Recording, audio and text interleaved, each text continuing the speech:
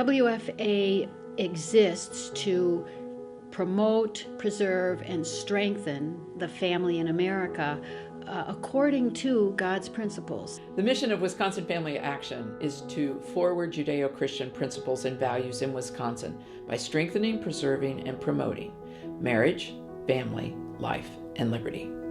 Those are biblical issues. They're not political, and they're very important in our culture. Some of the people ask, what do I do? Politics is voting for the lesser of two evils. And I tell them, well, that's what I do every time I vote for my dad for deacon board, and he's unopposed.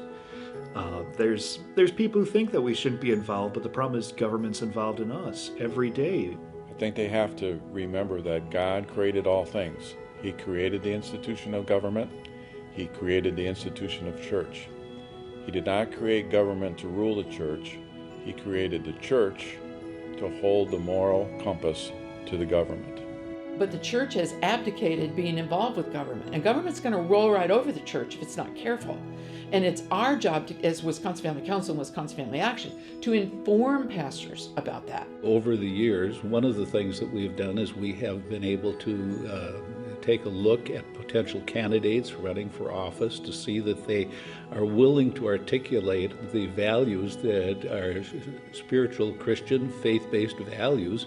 So when they move into the legislature, that the people who are voting for them know who they're voting for, and we're bringing people in that will maintain a solid traditional base in the legislature. Wisconsin Family Action is a voice for the people. We spend our time checking out the laws that are being proposed in our state capital, how it affects family, our churches, our schools, and we can report to the people and get them involved. WFA is needed because it fills a need that most churches don't have staffers that go to Madison to argue and meet with legislators to protect issues affecting Christian schools or affecting Christian ministries. Religious liberty is at the tip of the spear, and that impacts every church. If the church doesn't care about marriage, family, life, and liberty, there's not much I can do. There's not much we as an organization can do. I think it's important that people through all walks of life understand the spiritual legacy they can leave their children, grandchildren, and great-grandchildren by standing up for the truth, by engaging, and be willing to make those sacrifices that our forefathers did so that they will have the same rights and enjoy the same freedoms we do. They can get involved in many levels, really. They can volunteer, and by that I mean helping us during election seasons, helping us in the office from time to time, making calls to their elected officials when we send out alerts.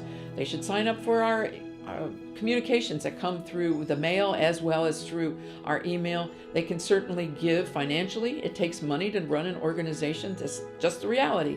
And they can also pray. We need prayer for God's wisdom as we deal with issues that are way beyond anything any of us ever dreamed of confronting in our lifetime. And it takes the wisdom far beyond what any of us have to deal with these issues, to deal knowledgeably, and to get the message to the right place at the right time.